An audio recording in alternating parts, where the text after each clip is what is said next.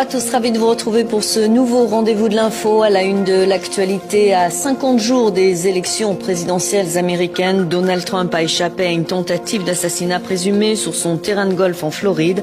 Un homme de 58 ans a été arrêté. Les détails dans un instant. Après les Philippines et le Japon, Bebimka a touché terre à Shanghai avec des vents soufflant jusqu'à 151 km/h. Ce typhon est le plus fort à toucher la métropole chinoise depuis 1949. Enfin, nous ferons une plongée dans le surréalisme. Jusqu'au 13 janvier 2025, une exposition exceptionnelle célèbre les 100 ans du mouvement littéraire et artistique au Centre Pompidou à Paris. Nous en parlerons avec notre invité, Didier Ottinger, le commissaire de l'exposition. Donald Trump a-t-il été victime d'une nouvelle tentative d'assassinat, la deuxième en 2 mois? C'est ce que cherche à déterminer l'enquête ouverte par le FBI. Le Secret Service a fait feu contre un suspect caché dans un buisson alors que le candidat républicain jouait sur son terrain de golf en Floride. Oumy Diallo et Simon François.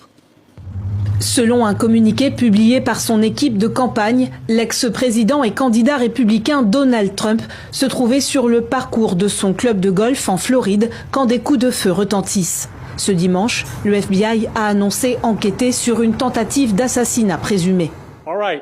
À 13h30 cet après-midi, un appel a été enregistré. Des coups de feu ont été tirés et ce sont les services secrets qui ont appelé car nous sommes en contact permanent avec eux.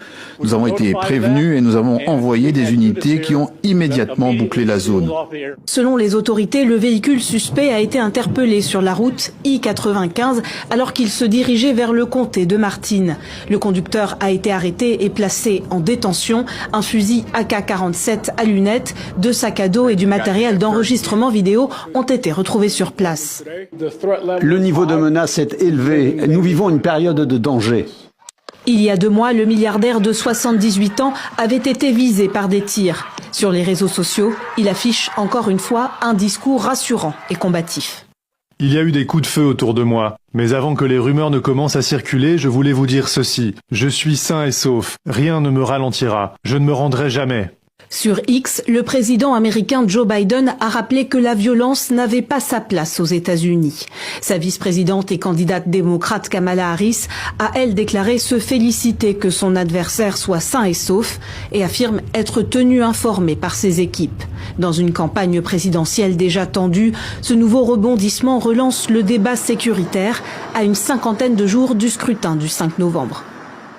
Et le FBI a annoncé l'arrestation d'un suspect. Selon les médias américains, l'auteur de cette tentative présumée d'assassinat contre Donald Trump serait un Américain pro-ukrainien. On écoute les précisions de notre correspondante à New York, Elisabeth Guedel, jointe lors de notre précédente édition.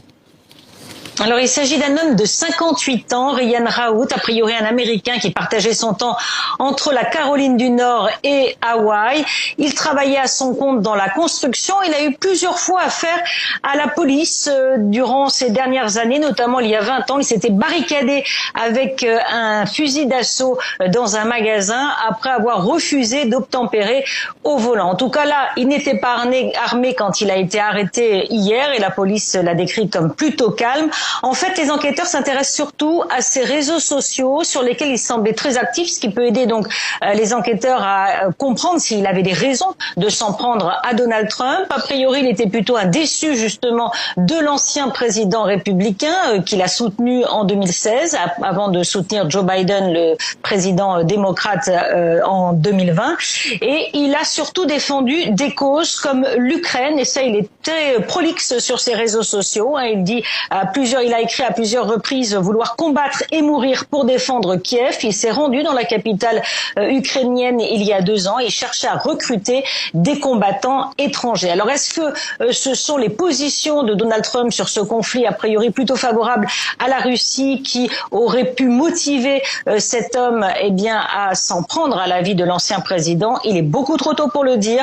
L'enquête est en cours. Il est actuellement entendu par le FBI, les autorités fédérales et de Floride. Il pourrait être inculpé dans la journée.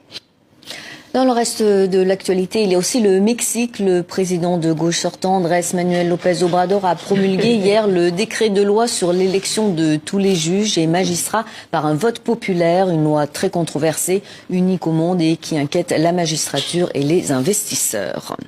En bref, on l'a appris ce matin. Thierry Breton a annoncé qu'il quittait son poste de commissaire européen au marché intérieur. Il s'est dit désavoué par la présidente Ursula von der Leyen alors que les noms et les portefeuilles des nouveaux commissaires étaient attendus ce mardi. Le président Emmanuel Macron a proposé un nouveau candidat français, Stéphane Séjourné, le ministre démissionnaire des Affaires étrangères.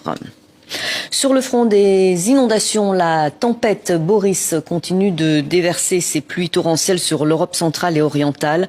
3 nouvelles personnes sont mortes en Autriche et en République tchèque, ce qui porte à 11 le bilan total dans la région. La tempête a provoqué partout des milliers d'évacuations et des coupures massives d'électricité. Et en Asie, c'est le typhon Bebinca qui sème le chaos après avoir traversé les Philippines et le Japon. Il a atteint Shanghai qui a dû fermer ses 2 aéroports. Ce typhon est le plus fort à toucher la mégalopole chinoise depuis 75 ans. Oumi Diallo et Simon François. Un panneau publicitaire tout simplement balayé. Le typhon Bebinca, d'une vitesse maximale de 42 mètres par seconde, s'abat sur la région de Shanghai, au sud-est de la Chine, du jamais vu depuis 1949.